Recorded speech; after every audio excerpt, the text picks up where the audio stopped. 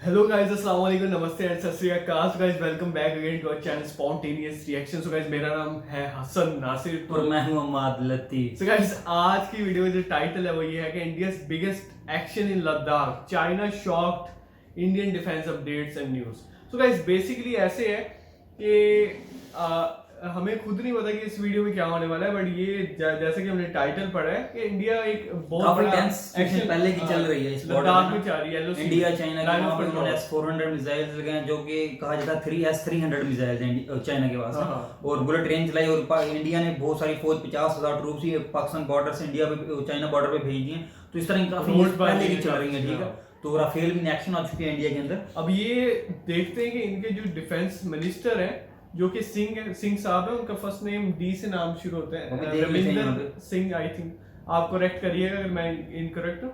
तो I think ये कोई एक्शन लेने वाले बहुत बड़ा, जो कि वीडियो में हमें देख के ही पता चलेगा। तो बगैर किसी गाइस स्टार्ट करते हैं 3 2 1 स्टार्ट। नमस्कार दोस्तों, डिफेंस शो में आपका स्वागत है। तो दोस्तों, एक बहुत ही बड़ी खबर निकल कर आ रही है लद्दाख से, जहां पर भारत ने एक बहुत ही धुआंधार एक्शन ले लिया है और इस एक्शन से चीन तक में खलबली मच गई है और भारतीय सेना को एक बहुत ही बड़ा उपहार दिया जा रहा है भारत सरकार के द्वारा। तो इसी के बारे में हम वीडियो में चर्चा कर रहे हैं, तो वीडियो में अंत तक बने रहिए। साथ ही ऐसे ही लेटेस्ट खबरों के लिए चैनल को जरूर सब्सक्राइब कर लीजिए। तो चलिए वीडियो शुरू करते हैं।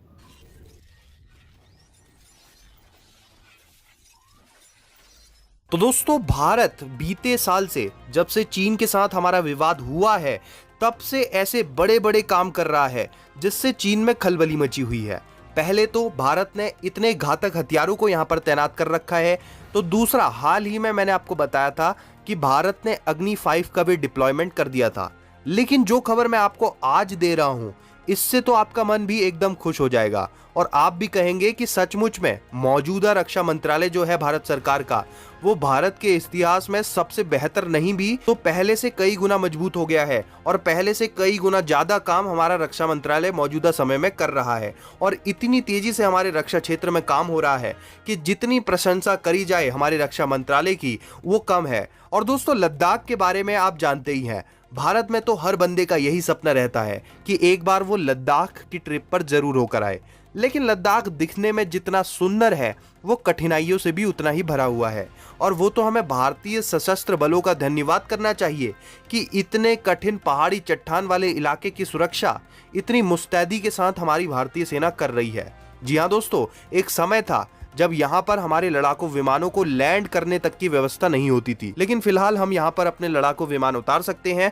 और यही नहीं, दौलत बेग ओल्डी जैसी बड़ी हवाई पट्टी है हमारे पास। हालांकि कई सालों तक ये निष्क्रिय पड़ी रही और बीते साल इसे जो एक्टिव किया गया, तो उस कदम को भारत का सबसे बड़ा कदम माना जा रहा था। जी हाँ दोस्तों, दौलत बेग ओल्डी बहुत ही बड़ा एडवांटेज हमारी भारतीय वायुसेना को देती है और यहाँ पर हमारे सबसे बड़े मिलिट्री एयरक्राफ्ट लैंड कर सकते हैं।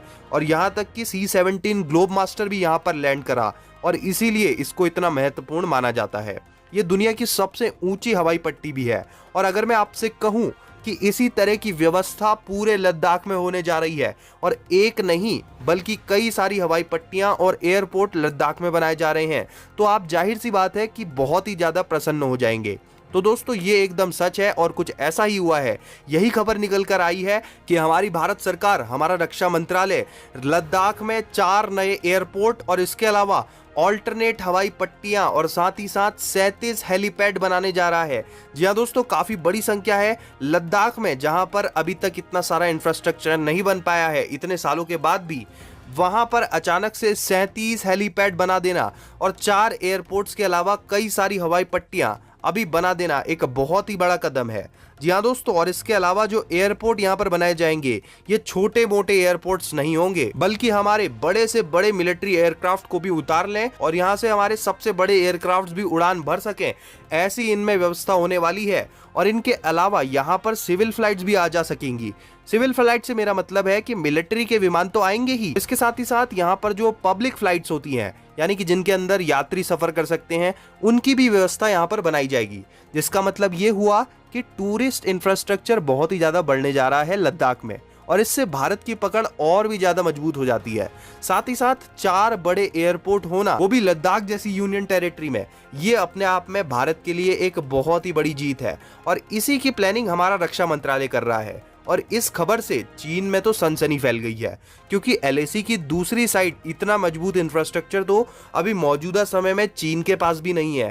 हालांकि चीन बहुत तेजी से यहाँ पर अपनी एयर कनेक्टिविटी को मजबूत करता जा रहा है, लेकिन ये जो खबर निकल कर आई है कि इतनी बड़ी संख्या में यहाँ पर हेलीपैड्स और 4 एयरपोर्ट बनाए जाएंगे, इतनी सारी हवाई पट्टियां बनाई जाएंगी, इतना मजबूत इंफ्रास्ट्रक्चर बॉर्डर में कम ही देखने को मिलता है।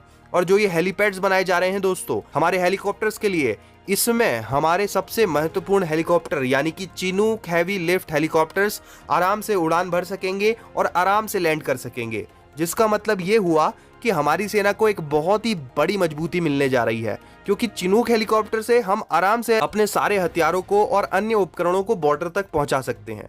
तो ये एक बहुत ही बड़ा कदम रहेगा और फिलहाल इस पर प्लान चल रहा है और ऐसी खबर निकल कर आ रही है कि रक्षा मंत्रालय जल्द ही इस पर एक्शन लेने जा रहा है।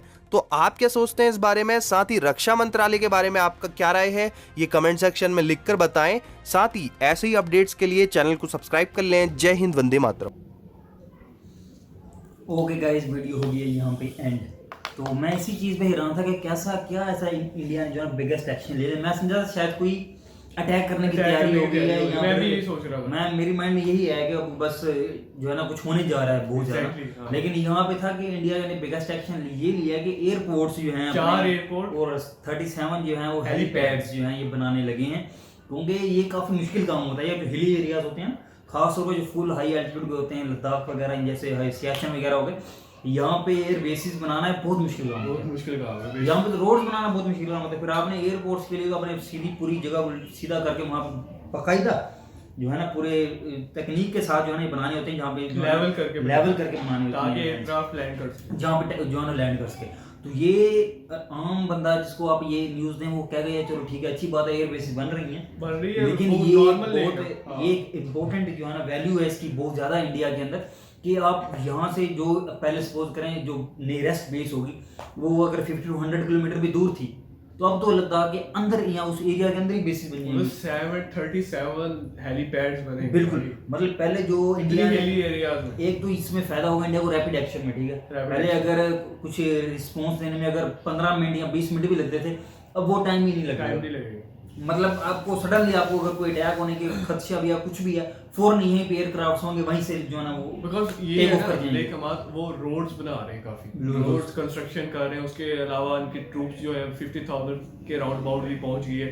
उसके साथ इन्होंने कहा कि यार अगर एयरक्राफ्ट के लिए आप एयरपोर्ट्स बनाते हो या हेलीपैड्स बनाते हो जेट फाइटर्स वगैरह लैंड करने के लिए, देन उससे हमारा जो रिस्पांस टाइम है वो काफी फास्ट हो काफी। और ये एक मिनट इन चीजों में जो है इंपॉर्टेंट होता है। एक मिनट इंपॉर्टेंट होता है कि अगला बंदा आया आपकी जो है ना हदूद के अंदर अच्छी, ठीक है ना, तो अपना रिस्पांस जितनी जल्दी करना है वो आपकी जो है ना असल जो है ना टेक्निक, और वो आपका जो है वो इस चीज को इस चीज का तायन करता है, ठीक है ना, कि आपकी फौज में कितनी जो है ताकत है या कितनी जल्दी रिस्पॉन्स करने की सलाहियत रखती है डिफेंस करने की, ठीक है ना। तो अब इंडिया ने बहुत कुछ जो है मैं सीखा है। 1962 के बारे में उन्होंने बताया, जो चाइना से हारे थे, उन्होंने यही कहा कि पहले इंडिया डरता था रोड्स ही ना बनाए लद्दाख में, क्योंकि अगर चाइना आ गया तो वो बड़ी आसानी से इंडिया के अंदर घुस जाएगा। ये सोच थी उस वक्त इंडिया की। लेकिन अब तो इंडिया ने क्या इंफ्रास्ट्रक्चर बना दिया, क्या रोड्स बनाने काफी सीखा, ठीक है ना, और सीखा बहुत ज्यादा सीखा, उसको यूज किया फिर इंडिया पाकिस्तान के अगेंस्ट। और 1962 के बाद पाकिस्तान का डिक्लाइन है